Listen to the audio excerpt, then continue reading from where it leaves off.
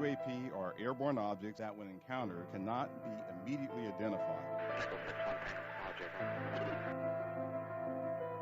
With regard to the importance of transparency, the Department is fully committed to the principle of openness and accountability to the American people. We're going against the wind. The wind's 120 knots from the west. Oh my gosh, dude. U.S. Navy personnel recorded what appears to be triangles, some flashing. The video was taken through night vision goggles with a single lens reflex camera. Well, I would say, it's a pretty high-profile incident. I don't claim to be an expert. You're the guys investigating it. I mean, who else is doing it? There's a whole fleet of them. Look on the ASA.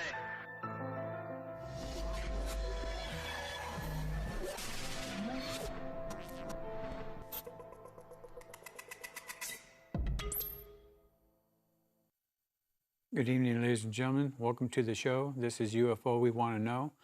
Before I begin the program, as I always do, this is dedicated to those who have been ridiculed, made fun of, and dragged through the media for the last 76 plus years. It's been that long. I'd like to start off today with some intriguing photos. I have 12 of them for you for the first segment. So let's go ahead and start with the first one. And I want you to take a look at the scenery here. You have a Native American hunt. That's what it is. You can see what they draw here is animals that they used to hunt thousands of years ago. What's interesting is the one that's circled, and there is one also in the upper left, but the one that circles closest to us, it seems to be a dinosaur, something out of place of this picture. And some people have suggested that this photo has been photoshopped, but you can actually see the actual photo, and I believe it's the Getty Museum. But what's so important about it is that Native Americans and the people who painted these petroglyphs, they painted what was an everyday thing for them, the most important things in their lives, and hunting was a huge part of their lives. That's how they sustained themselves. But the question we want to ask is, why is there a dinosaur in their painting? Now, we know that thousands of years ago, they saw woolly mammoths, because we've seen a lot of paintings and carvings. We know they saw woolly rhinos, even muskox. Now, if they're painting a dinosaur on there has to be a reason for that. So the question again is, why are they showing a dinosaur? A pictograph could be 40,800 years. That's the oldest that has been tested so far. Petroglyphs are 10 to 12,000 years, and we show the same thing on petroglyphs. Next photo. That's what was painted on that scene. Now, this may not exactly be what we call a brontosaurus, and there, I know there's like 6 different names of these creatures that roam the earth, according to scientists, millions and millions of years ago. And some of them weighed over 100 tons. An African elephant bull can weigh 8 to 9 tons, I understand. So can you imagine 100 tons? Next photo. Another scene. We got people riding the brontosaurus here. They're actually riding it.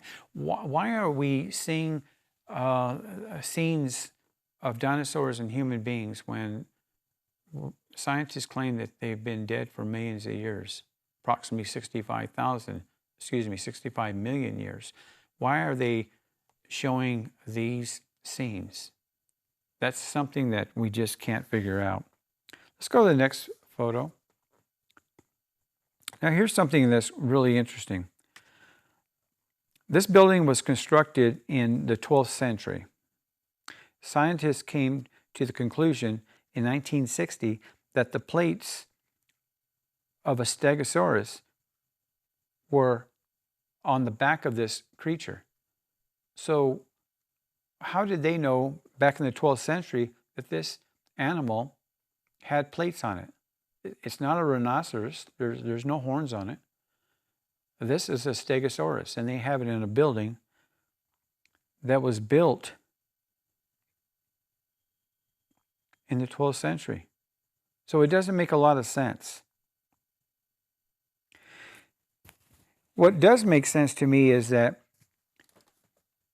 if our ancestors saw dinosaurs or other things that they wanted to put so people in the future could see their ancestors, maybe in the future, they wanted to mold them in buildings, paintings, scratch them on cliffs, and that's exactly what they did.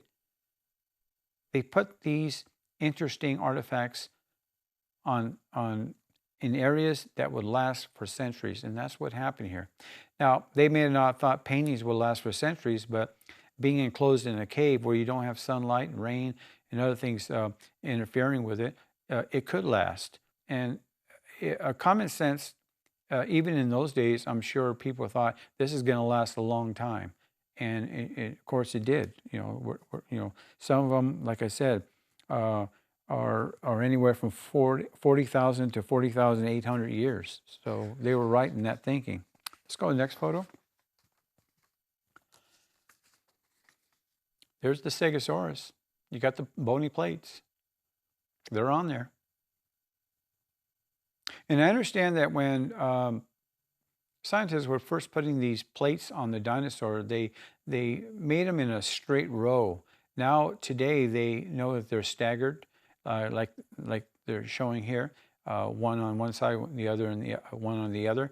And that's an interesting thought because of the fact that we don't have a living dinosaur here.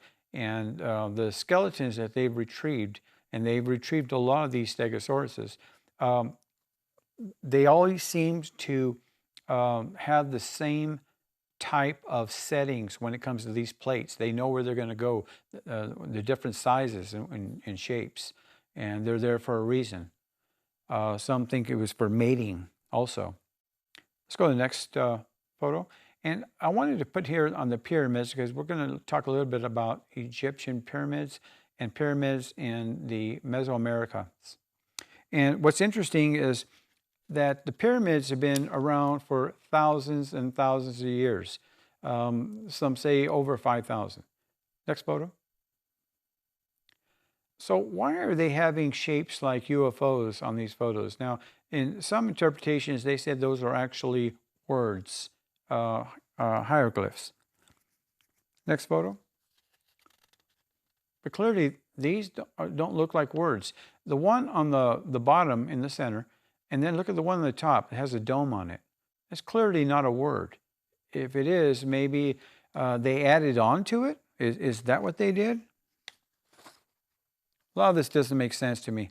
But scientists are going to say what they're going to say to keep their narrative. Next photo.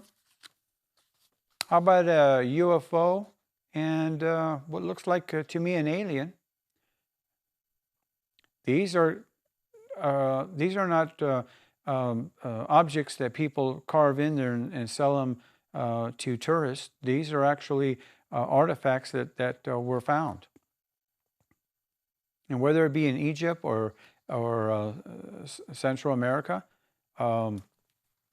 these articles are for museums to show future people who are interested in this phenomenon that these beings were here millions of years ago. I'm not talking thousands of years.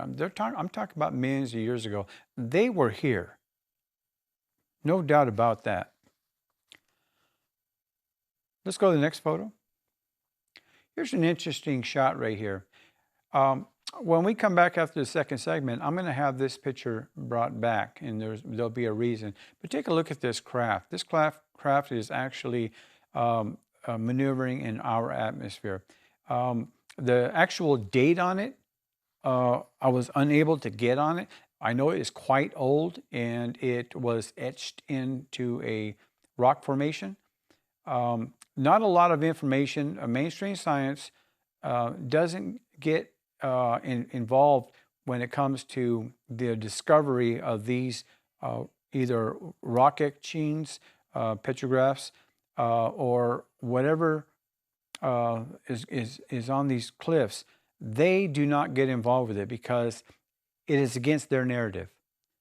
And what is so important about that for you, ladies and gentlemen, is that these carvings and paintings have been around for millions of years.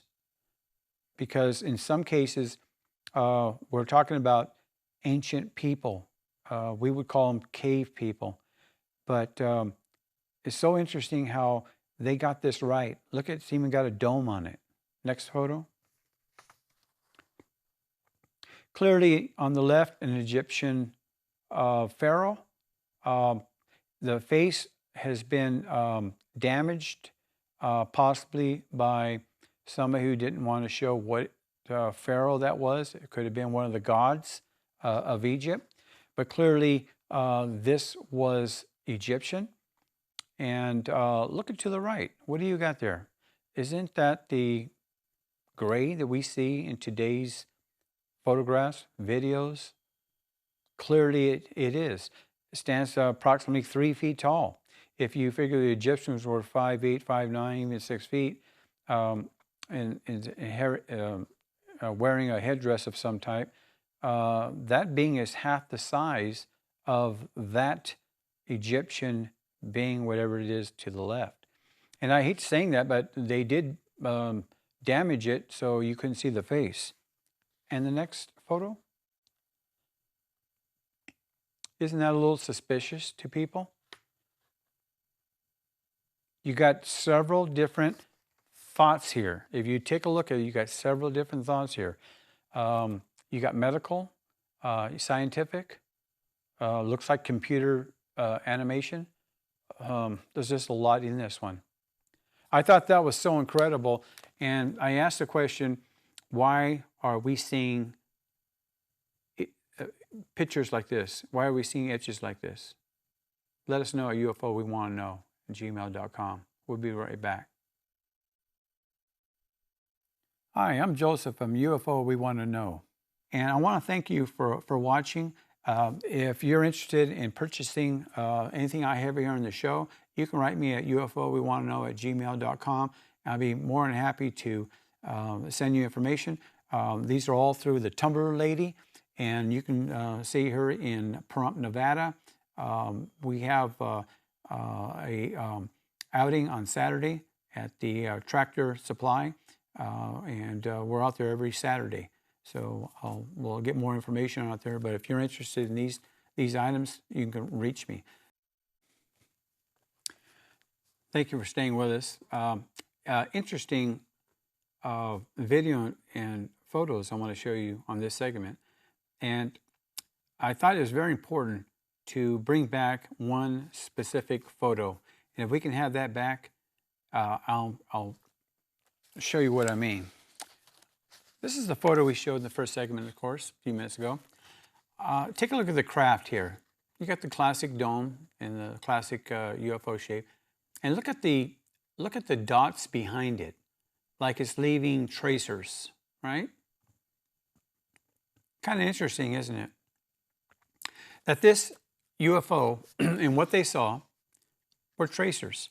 Now, you remember in a lot of my videos, I tell you that there's only one actual UFO in the picture, but it's traveling so fast that it looks like there's 2 or 3 behind it. Those people saw the exact same thing we're seeing in videos today, except we're able to slow the videos down to actually see the entrails of these craft because they're traveling so fast. Now, back then, there was no such thing as cheeseburgers, steaks with a lot of A1 sauce on it. In other words, a lot of things that would affect our eyesight and give us issues with health. They ate off the land raw. There was no substitutes. So I think they had great eyesight. I really believe they had great eyesight. So let's go on to the video. Now take a look at, you'll see the arrow pop up, and then you're going to see this craft. look at the end of it. Look at the dots. I believe this is what they were etching on the walls. This craft. We're gonna loop this several times so you can see this. This was taken just 4 days ago, ladies and gentlemen, 4 days ago. And it was taken in prompt facing east towards Las Vegas. I get these all the time. Scientists say there's nothing to see. There's not enough data. Well, I'm saying it today.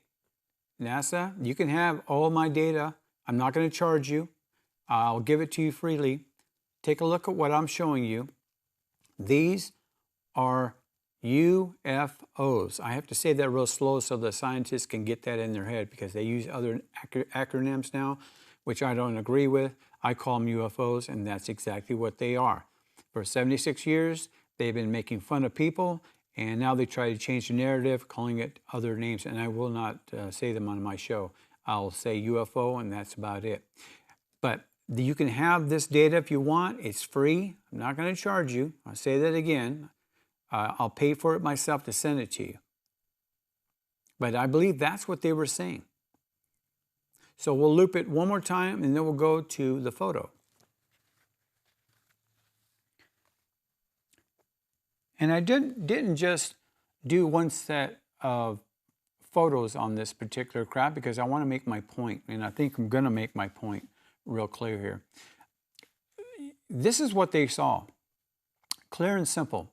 They saw a craft, and what they probably either thought that it was having a lot of little ones behind it, because I'm sure they didn't comprehend the fact that there was just one up there. They probably thought there was a lot of them up there, because in from the view of the camera to a person who's got great eyesight, and again, I don't. Next photo. I don't have that great eyesight, but if I could see really good, I would think there was two craft flying. If I was to see this object here flying in our atmosphere, I would believe there was two. Even when I was looking at a pair of binoculars or a telescope, and we saw this, the human eye can only do so much. We can only process so much. Next photo. And in doing so, we can get illusions. And if we think that there are more than one up there, it's going to stay in your brain that there's more than one. Next photo. This is actually the finish of that particular shot here. But as you can see, this was going from upper right to left. So we're going to show one more. It's a little bit more close-up, but I wanted you to see the back end of it. Look at the back end of this craft. It seems to be giving off some kind of gases in the back, but I don't believe they are, because I don't believe they're touching our atmosphere. And that's one thing I've been saying over and over and over again. And if you take a look at a lot of things that NASA scientists say, and I always say NASA scientists because I get all of their programming. I put it on my phone, their app, so I get them every single day. They are making announcements. I'm not sure if you follow the NASA newsletters. They're making announcements of all these discoveries they're making, and I'm so happy to hear that. You're utilizing the money that is allocated towards them for deep space information, science, all the things that make it worthy to give them money, taxpayers' dollars, but they have to utilize the money right. Like the military, the military can account for billions of dollars every year. That's one of the things in the congressional hearings when it came to NASA. They wanted to know, hey, we're not going to have you be another Defense Department. We need to know where these funds are going to. Even though we're talking not a lot of money compared to the defense budget, which is really up there, they ended up getting actually a little bit more than what they asked for, actually $200 million more than what they were asking for. Why they got that much more money is beyond me. They didn't have to go the skiff. They didn't have to sell it to them.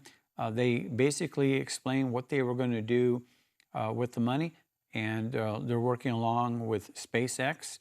And I'm sure that NASA is extremely jealous of SpaceX and what they've been able to do. Whatever their future plans are, I hope that they continue working with SpaceX, because they're launching rockets so fast that NASA, they're twirling around saying, how can they do that? If you get rid of all the red tape, all the bureaucracy, you can do things. America is the greatest country in the world. We proved that in 1969 when we went to the moon. The Russians still can't figure that one out. And yes, we did go to the moon. For those of you who still think that we didn't go to the moon, we have actual images of the remnants that we left up there in the moon and on all the sites. We know exactly where they're at in the moon. And with the high-powered telescopes, people have actually taken photos of the remnants. So, if you want to believe that we didn't go to the moon, if that makes you happy, then so be it. As far as I'm concerned, it happened as it played out in 1969. I was 11 years old. I remember when that actual flight happened. Next photo. Here's another view of that same object. I wanted to do two of them for a specific reason, and I'll show you as we go through it. I've got 4 of these photos here. But my point was that, whether you're a believer or not in what the United States has done, we're surely not going to say we conquered space. We got a long ways to go. We're still using liquid fuel to power our rockets to get off of Earth. These craft evidently are not. You don't see no flame coming out of these craft. Now, the reason why I did 2 of these were I made one when it was about 6 seconds in the video. This one here was later on in the video, and I believe it was like 16 seconds, and it was near the end. And I want to make a point here. These craft, when they're traveling through, they can actually change shape as they either gain altitude or they're going to make a turn. And when they make a turn, I believe that's when they shapeshift, if you want to call it. But they do change their shape. And this one here is leaving a couple of entrails there.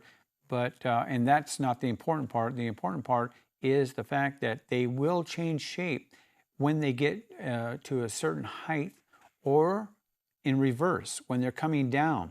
I've been studying this for a long time. In a lot of videos, you'll hear me say, look how it didn't change the shape. Well, that's the same object, and I don't change from lower end to the beginning. What I usually do is I usually get the craft where I get the optimal amount of view, and then I'll go ahead and take a stop motion picture of that. But this particular craft was giving off a really bright aurora around it. So let's go to the next photo.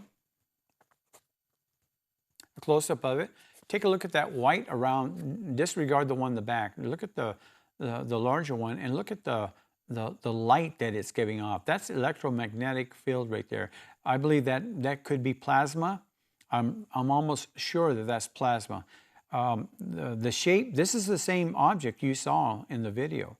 Take a look at it. It's giving that iconic UFO shape, isn't it? Let's go to the next photo.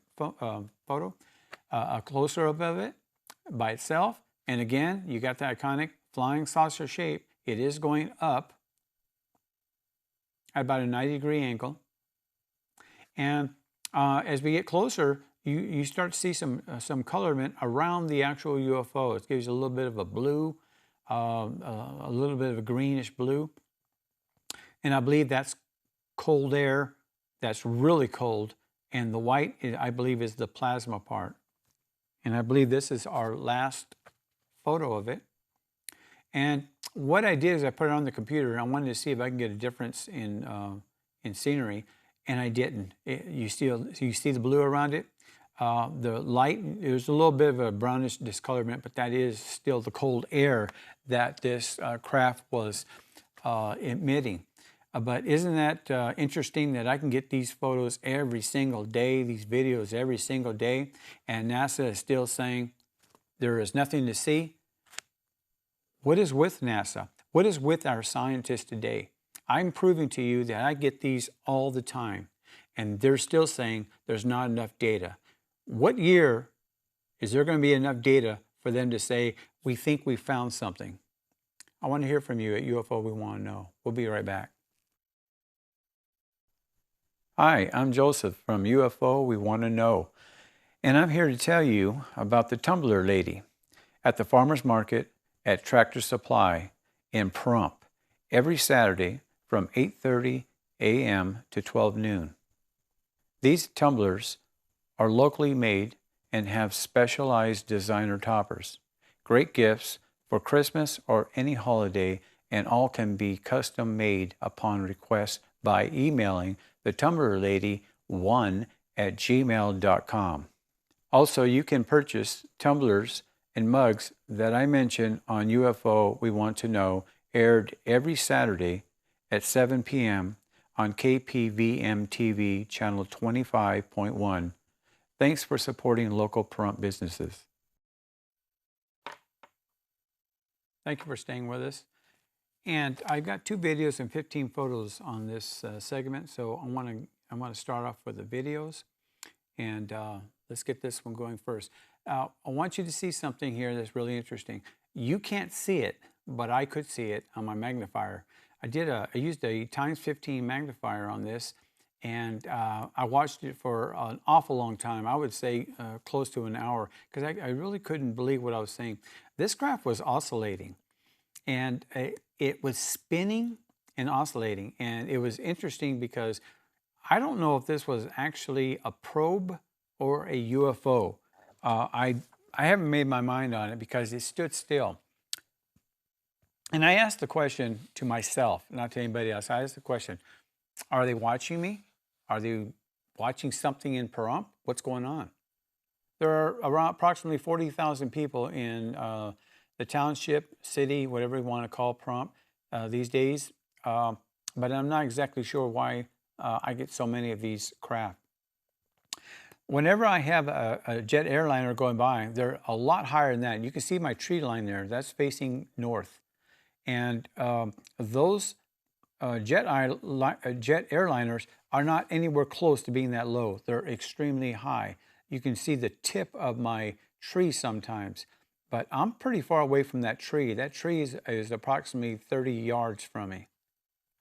Let's go to the first photo after this. There we go. And you can see the tree line. You can see how low it is. And I did that for a reason, to give you an idea. This was pretty low. Next photo. A little closer above it. And again, I said this was spinning. This object was spinning, and it was emitting something. I'm not exactly sure what it was emitting because it's so tiny. Next photo. A larger image of it. I'm starting to use a little bit of software on it, and by using software, I can get a little more detail. Let's go to the next photo. And you can see that this object looked saucer-shaped. I don't believe it was cigar-shaped. I think it was saucer-shaped. But at the same time, it just didn't move. At the end of the 17-second video, it moved to the east of my location. I was facing north, and it was heading east, it looked like. But look at the slant of this particular object. Let's go to the next photo. And that gives you an idea of what this kind of looked like. But isn't that the iconic UFO shape? Now, there's some discolorment in the center of it, but that just goes to show you that our software can change things. I did darken the background so you get a better idea of what you were looking at. But it wasn't really moving that fast, and of course it wasn't leaving any entrails, so we know that the video recorder was able to get a pretty good shot of what was up there. Let's go to the next video.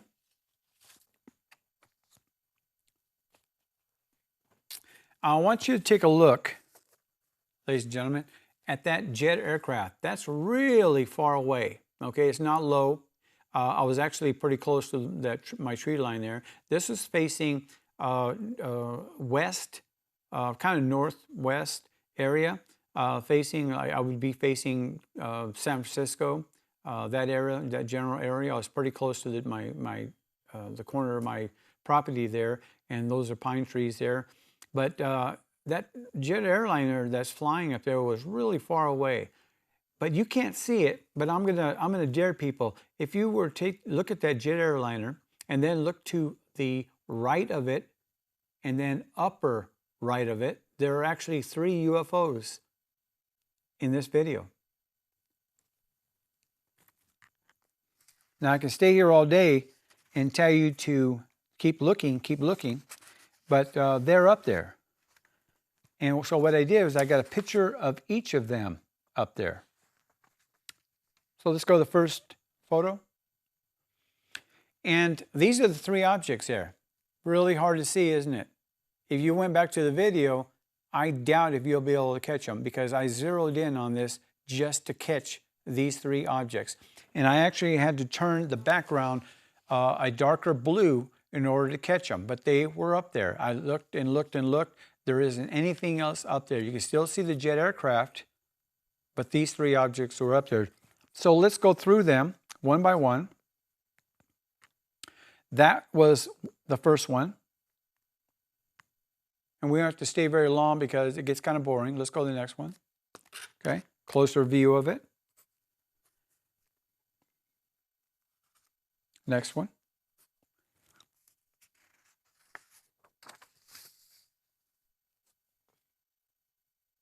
And the next one. Okay, so this is the second one that we saw up there. It's a little dimmer. Next photo. I'm bringing it in. Now, as you can see, this one was starting to emit some electromagnetic charge or plasma, but that is an image up there. When I darkened the background, it kind of blended in, but this was the second object up there. Next photo. Okay, it looks kind of like a thumbprint, doesn't it?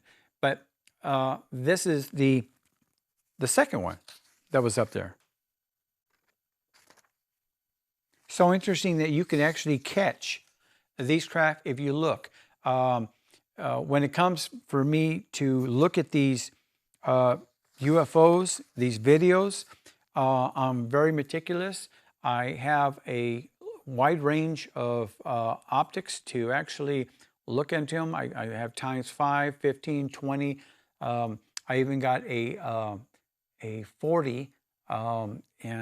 Since my eyesight isn't that great, I have to be careful of looking at images because I seem to tire myself out. It's a very rigorous and meticulous job to do that. And the benefits of it is the fact that I can bring these to you and show you that these objects are up there every single day. And in an upcoming show, I went out and in 4 minutes, I captured over 30 UFOs in 4 minutes. And I'm going to be showing that in a couple of weeks. And it's just remarkable. I had a wonderful day out there taking pictures and videos. I took about I believe it was something like 20 videos and 5 photos, and 3 of the photos came out, and I only had to get rid of 4 videos, and the rest of them all had UFOs. I spent the whole day going through them, but in 4 minutes I caught that many UFOs. Now, I would say that Pahrump is a hotspot for ufology, and if anybody is interested in getting together and going night watching with me, I'd be more than happy to do that. Just let me know by writing in at UFOWeWantToKnow@gmail.com, and let me know if that'd be something you'd be interested in. I'd be more than happy to show you how what techniques I use to get these images. Let's go to the next and last of these UFOs. This is the third one that was up there, and I'll be talking through these 3 photos here. But getting back to taking pictures, on my second season, I'm going to be using a 4K and 5K video cameras that I've had for quite a while, and I'm going to start experimenting with them and seeing if I can get sharper, more sharper images using those devices. Thus far, I've started this with the Galaxy 23, and I'm going to end the season with the Galaxy 23. If I don't get sharper images or good videos using the camcorders that I'll be using, they do have stop motion capability. They also have infrared. I'm going to stay with the Galaxy 23 if I don't get anything better, because the phone is so easy to use. The optics on it are great, and you get 200 megapixels. I think that when people purchase a phone, if they want to do night sky watching, that's a great phone to get. It has never given me any issues. Next photo. A close-up of it. This one here, on all 3 of them, I'm not going to say this particular one, all 3 of them, they seem to have been standing still, because from the beginning of the 17-second video to the end, the only thing that moved was the craft that was we first showed in the video. It moved at the very end.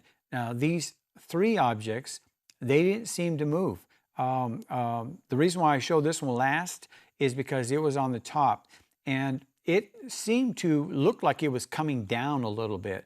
Again, I told you I was looking at this for a long time through my optics, and it was the only, out of the 3, it was the only one that seemed to have moved. And I believe this one was moving down, and maybe that's why it's leaving that little cone on the right top of this object here. I can't be sure exactly why you had 3 UFOs in the general area of that jet airliner, but if you spend as much time as I do out there, you're going to see jet airliners crisscross the sky. And on the day that I took all those UFOs in 4 minutes, we had a large amount of aircraft crisscrossing Pahrump. I don't know what was going on. They seemed to be going from west to east, east to west, but we had a lot more chemtrails in the sky than we normally see. So something was going on that particular day. And I believe this is the last photo of it. And what I did was I got on my computer again, and I want to see if I could change the optics of it. I didn't. It stayed the same. But that gives you an idea of my everyday life. I spend so much time out there looking for UFOs so I can show my audience and give you an idea what my life is like. This is a hobby for me, and I believe that by showing you all these UFOs, unidentified flying objects, I can prove that they're out there. Disregard what scientists are saying, that there's not enough evidence. How much money is it going to take for them to say there is enough evidence? Why don't you ask Joseph at UFOWeWantToKnow@gmail.com. You'll get your answers. We'll be back after this message. Hi, I'm Joseph from UFO We Want to Know. And I want to thank you for watching. If you're interested in purchasing anything I have here on the show, you can write me at UFOWeWantToKnow@gmail.com. I'll be more than happy to send you information. These are all through the Tumbler Lady, and you can see her in Pahrump, Nevada. We have a outing on Saturday at the Tractor Supply, and we're out there every Saturday. So we'll get more information out there. But if you're interested in these items, you can reach me. Thank you for staying with us for the last segment. I hope you enjoyed those commercials that we put on air here. I got 2 videos and 10 photos to show you for the last one, and we'll talk a little bit about these mugs and tumblers that you see on my desk here. I don't usually ask to help me out, but it does help if you subscribe to my channel, and that's the Prompt Alien Guy that you can see on YouTube, and that really helps me out. I don't have a lot of likes right now because YouTube had taken me off a couple of times and they erased all my likes. So it looks like I'm starting over. In some cases, there's no views on 21 of my shows. On the 21 shows, some of them don't show any views at all. And that's because YouTube, for some reason, kept taking off. They finally recognized the fact that I was within the guidelines. I haven't said anything that would make them take me off it, but you know, it is what it is, and I appreciate YouTube for putting me back on. I keep my show clean. I don't use any cuss words. I try to keep my political thoughts to myself when it comes to spending American taxpayers' dollars without showing transparency. It really gets me. And I know that sometimes I'll say things that may upset some agencies, but it is what it is. I was a taxpayer for many, many years. And I put a lot of money into the federal government. And I've never appreciated what they've done with our tax dollars. There's no transparency. I don't care who's in office. The point is that they're playing with our money, our hard-earned money. And so many Americans live check to check. That's not right. So let's go on with the first video before I make a mistake and use a profanity. What are we seeing here? We're seeing another object in the sky. It is not moving. And ladies and gentlemen, this particular object was spinning. It was spinning. It's funny because it wasn't spinning just in right to left cycle. It was spinning right to left, then it was starting to go up and down. It started to spin like it was oscillating, like a top would be when you first let it go and before it corrected itself. That's what this object was doing. Now, if you look, you can see the tip of my house there, and that's the light in my backyard to the lower left in the beginning of the video. This wasn't that far away from me, but it was up there and it didn't move. Again, what are we talking about? A probe? I believe this one here was a probe. I really believe this was a probe. And the reason why is because it was so close to me. It wasn't far, it was closer. So let's go to the first photo of it. I circled it for you so you can see it. You can see a little bit of my light, you can see a little bit of my house on the right and the light on the left, but it wasn't that far away. And a lot of times I'll tell you, ladies and gentlemen, I can't see these objects. Now, when I was looking in that direction, I couldn't see it. I was actually sitting on a chair, so I was able to stabilize the shot that I took here, the video. And when I got this still, I made sure that I got the sharpest image that I could. Let's go to the next photo. Closer up of it. Next photo. And even closer up of it. Now, I didn't change the background on this. I waited a couple of more shots and you'll see the background change. But I wanted to see if it was emitting anything as I got closer and closer. And it did. It emitted some kind of charge, as you can see. The darker part of it is cold air coming out of this craft. Let's go to the next image.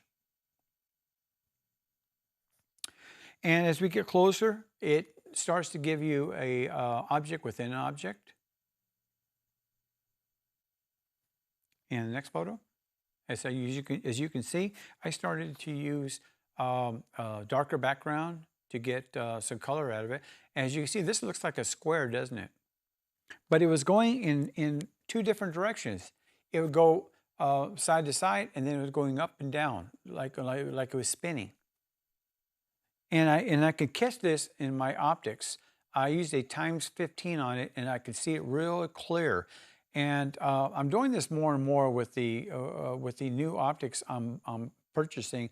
I'm able to see these. You know, I've had these for a while, and I didn't use them because like I said before, and I keep repeating myself, my eyesight isn't that great, and it tires me out quite a bit when I spend too much time doing it. And I believe this is the last photo. It's a close-up of it and darker of it. And you can see it is a square type craft. I believe this was a probe. I really do believe this was a probe. I did take a couple more videos after this one in the same general area. It wasn't around on those videos. On one of them, I thought maybe I saw it at the end of the video. I didn't keep it because there wasn't enough data there to satisfactorily keep it for something that I wanted on my database. I'm starting to thin out my database as I go through things. If there's something there that's not really clear, that's just taking up space, I'll go ahead and take it out. Let's go to the next video. Now, this is a little controversial image here. I got in an argument with my director, Mikey, and he said that there was nothing here, but I keep telling him that this particular object just left of the sun, you see that little, it looks like a bush or something. I said that this was a little odd here, and I looked at it through my magnifiers, and I looked at the clouds to the upper left. And what I did was I got a lot of the cloud together, and I started to do what I did to this object, and the cloud disappeared, or it went to mush, and there was nothing there. Now, if this object, whatever it is, and let's go to the first photo after this next one. If this object here, if this is an object, okay, which is, like I said, it was a big argument here in the studio, and my director almost stormed out. I told him that this object was captured on 3 different videos and about 15 different photos. It never moved, but the clouds moved. You see the clouds up there in the upper left? They moved on the other videos. That object did not move. Now, had I seen it when I was videotaping it, I would have zoomed in on the sun and to the left and got that a little closer image. I didn't because I wasn't going back and watch what I was taking. It's just something I just don't do. Next photo. We're getting closer to it. And again, the argument was, is this a UFO or is it a cloud formation? Again, I went to the clouds and I did, I think I did 6 different clouds. I'll look at my notes here. And I couldn't get anything out of it. They would actually disappear. They would blend into the background. Next photo. Now, as you can see the cloud, how it's starting to blend into the background. But that object gets darker. It gets more, there's more depth there. And whether or not this was an actual craft that was coming into our atmosphere or not, this craft would have been huge. And I'm sure that our tracking stations would have caught it. But look how big this thing would have been if this is a UFO. Now, I'm not going to sit here and claim this was a UFO because indeed it could be a cloud. It could be a very dense cloud. But isn't it kind of ironic that it was all by itself? And usually when clouds are dense, they have a lot of water in them, they're huge. They're not small like this. And again, like I said, I have several videos and a lot of photos of this particular area here when I was taking videos of the sun and photos. What I usually take, when I take the photos, I take it in night vision. So I get a different look at the objects that I'm trying to see when I put in my software. But on this particular one here, I couldn't get it to dissipate.